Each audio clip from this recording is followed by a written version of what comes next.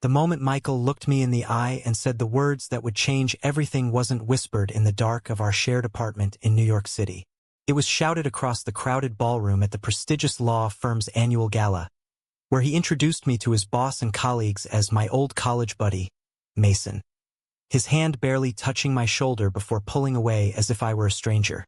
In that instant, my heart didn't just break.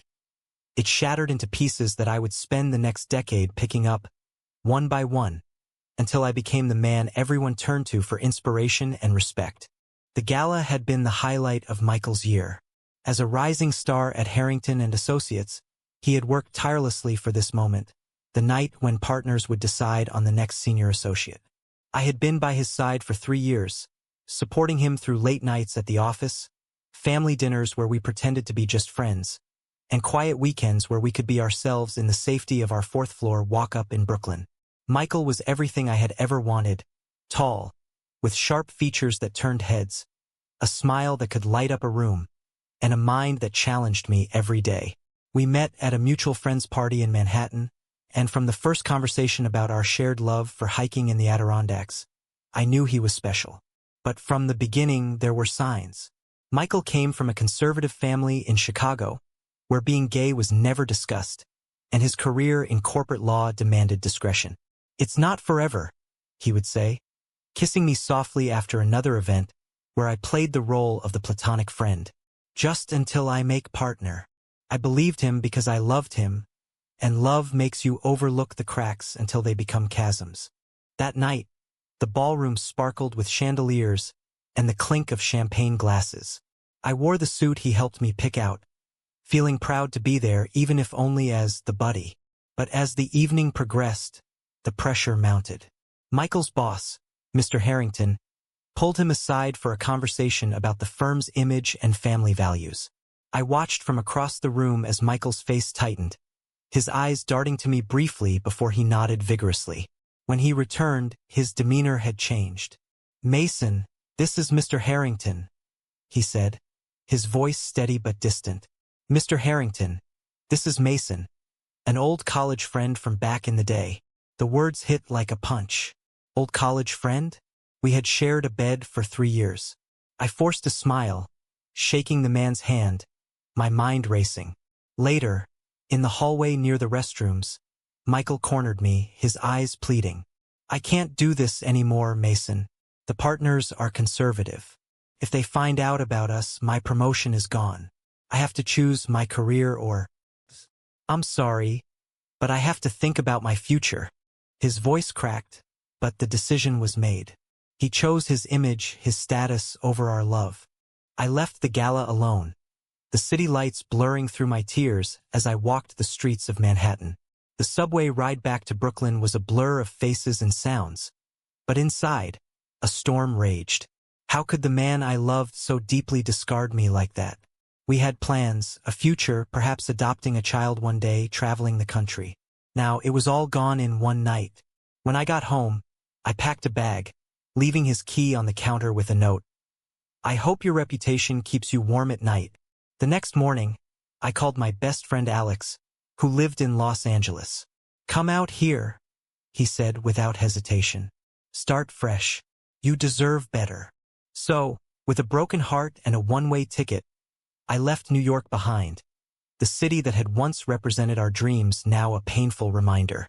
The first few months in LA were hell.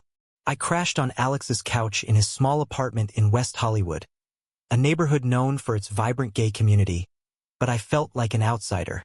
My job as a marketing assistant at a small firm barely paid the bills, and every night I replayed the gala in my head, wondering what I could have done differently.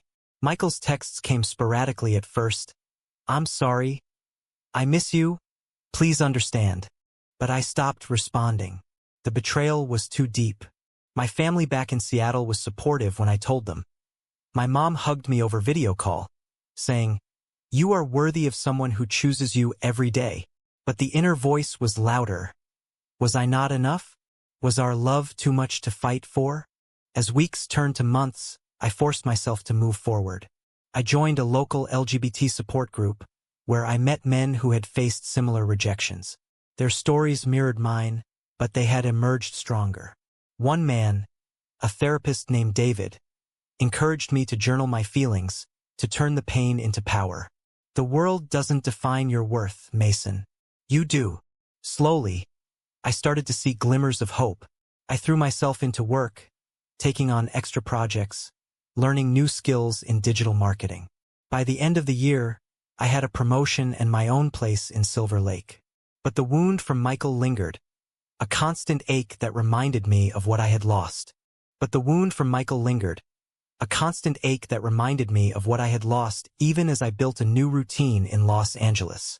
Mornings began with runs along the Silver Lake Reservoir, where the cool air and steady rhythm helped quiet the questions that still haunted me at night.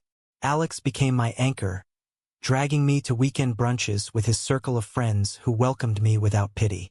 They shared stories of their own heartbreaks and victories, teaching me that survival wasn't about forgetting but about choosing to keep moving.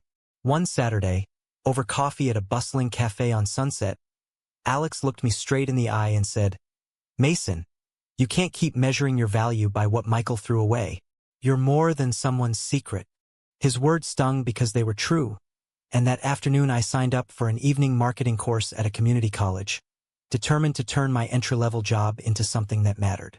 Work became my refuge. The small agency handled campaigns for local nonprofits, and I volunteered to lead the social media strategy for a youth shelter focused on LGBTQ teens. The stories I heard there, kids kicked out by families just like some of the men in my support group, mirrored the fear Michael had lived with every day. It made me angry, not just at him but at the world that forced people to choose between love and safety. I poured that anger into creative copy and viral posts that brought in new donors. My boss noticed. Within 6 months, I was promoted to coordinator, with a small raise that let me breathe a little easier. Yet success felt hollow without someone to share it with. I dated casually, coffee with a graphic designer named Jordan, dinners with a teacher from the support group, but nothing stuck. Every laugh reminded me of Michael's. Every touch felt like a shadow of what we once had. Back in New York, Michael kept climbing. I saw his name pop up in a LinkedIn update, promoted to senior associate. The photo showed him smiling beside Mr. Harrington, arm around a woman I didn't recognize. The caption praised, "Strong family values." I closed the app and didn't open it again for weeks. The silence from him grew louder than any apology. Then one evening, after a long day pitching a new client, my phone rang with an unknown Chicago number. It was Michael's mother. Her voice was tight, polite. "Mason, I know what happened. Michael told us everything after you left. He regrets it, but he's trying to do right by the family name." She paused, then added softly, "You were good for him. I wish things were different." The call ended before I could respond, leaving me staring at the wall, wondering if regret was enough to rewrite history. That night, I sat on my tiny balcony overlooking the hills and wrote the first honest entry in months. I gave him everything, and he chose the version of himself the world wanted. Now I have to choose the version I can live with. The words didn't heal me, but they shifted something inside. The next morning, I enrolled in a leadership workshop through the agency and started mentoring the younger interns who reminded me of myself at 25. Full of potential but scared of being seen. Little by little, the ache became background noise instead of the main soundtrack. I wasn't over Michael, not yet, but I was learning to stand on my own. Little by little, the ache became background noise instead of the main soundtrack as the years stacked up and Los Angeles shaped me into someone new. By age 30, I had climbed to senior marketing strategist at the agency, leading campaigns that reached national audiences for LGBTQ causes. One project in particular, a video series featuring young people sharing their coming-out stories, went viral, earning me industry awards and invitations to speak at conferences. The first time I stood on stage in San Francisco, mic in hand, talking about turning pain into purpose, I scanned the crowd and realized I wasn't performing for approval anymore.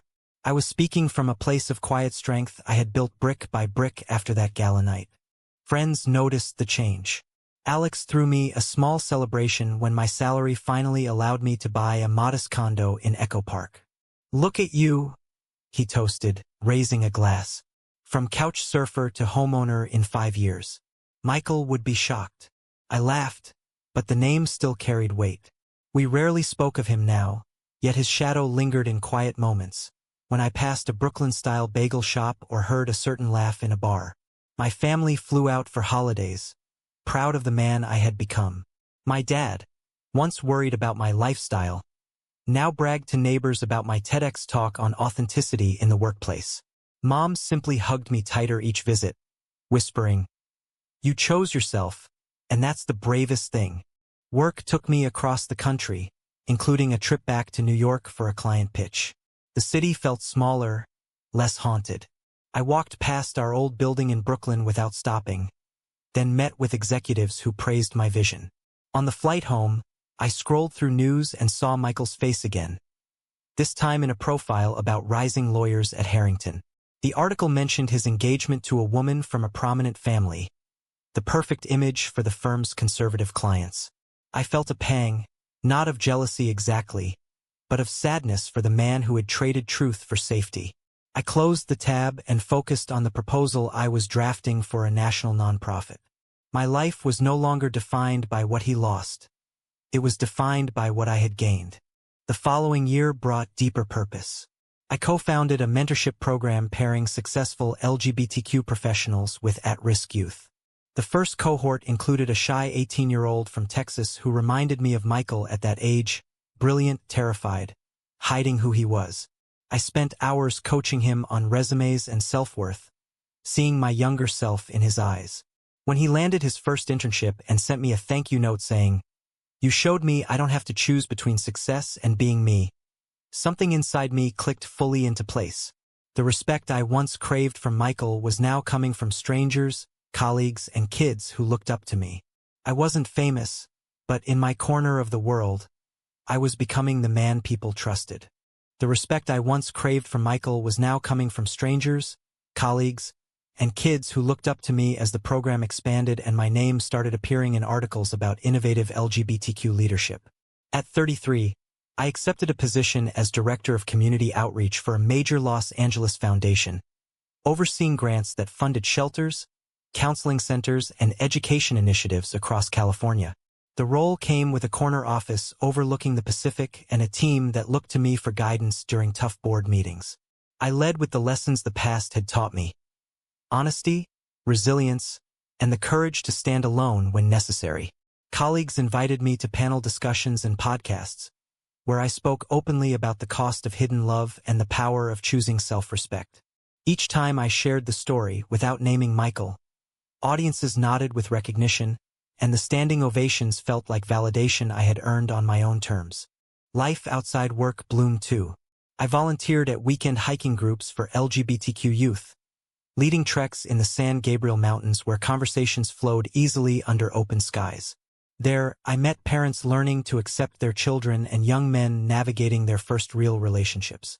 One father pulled me aside after a particularly emotional campfire talk and said, "Hearing how you rebuilt after betrayal gave me hope for my son." Those moments grounded me. I dated more intentionally now, a kind architect named Ryan who understood the value of slow, honest connection, but I never rushed.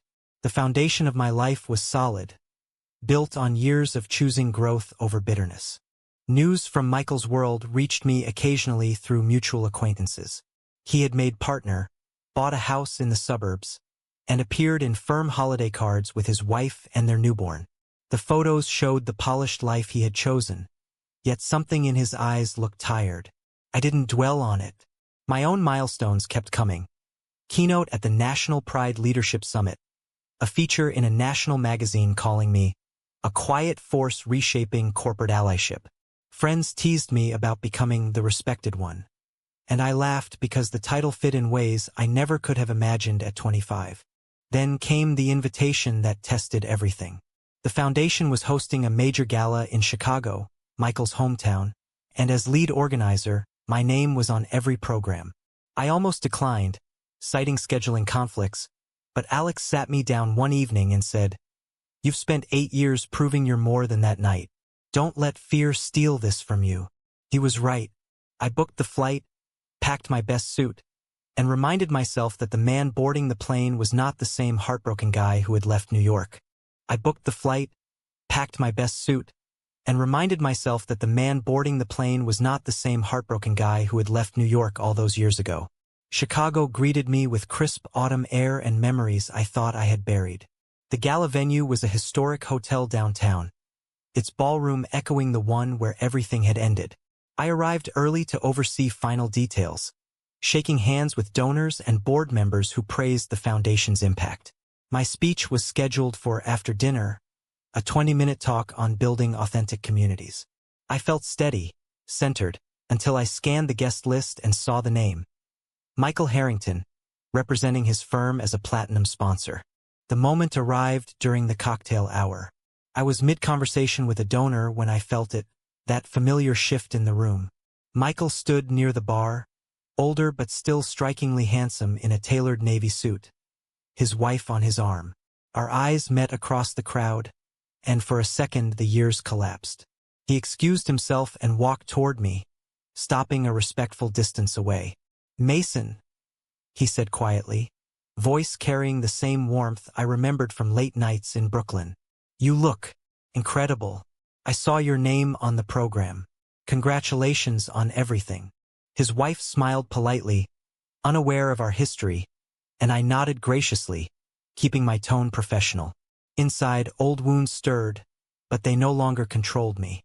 We spoke briefly after the awards portion. Michael had slipped away from his table during a break and found me on the terrace overlooking the river. "I owe you an apology I never gave properly," he said, eyes reflecting the city lights. "Choosing the image over us was the biggest mistake of my life. I thought success would fill the hole, but it never did. Seeing what you've built, the respect you command, it humbles me." His voice cracked on the last words, and for the first time I saw genuine regret, not just guilt. I listened without interrupting, then replied calmly, "I spent years angry, Michael. Then I spent years healing. What you did hurt, but it forced me to become the man I am today. I don't need your apology to validate that. I forgave you a long time ago, for my own sake." He nodded, eyes glistening, and we stood in silence as the river flowed below us. No dramatic reunion, no rekindled flame. Just two men who had traveled very different roads and finally understood the distance between them. The rest of the evening passed in a blur of applause after my speech and handshakes from people who now saw me as a leader. Michael and his wife left early, but before he did, he shook my hand one last time and whispered, "I'm proud of you, Mason. Truly." Back in my hotel room that night, I stared at the ceiling and felt something release, the last thread tying me to the past. The next morning, I flew home lighter than I had been in years. Back in Los Angeles, life resumed with a clarity I had never known before. The Chicago Gala became a turning point, not because of dramatic closure with Michael, but because it proved how far I had come on my own. My team celebrated the event's success with a small office party, toasting the record donations and the stories of young people whose lives would change because of the funding. I stood among them, no longer the quiet assistant hiding a broken heart, but the director who inspired others to chase their own truths. Ryan, my partner of 2 years now, waited for me at home with takeout and a quiet understanding that some journeys don't need explanation. We talked late into the night about the future, perhaps fostering a teenager through the program I had helped build, and for the first time the idea felt completely right. Months later, a letter arrived from Michael.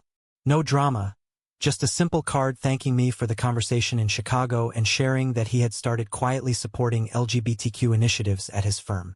"Your example showed me it's never too late to choose differently," he wrote.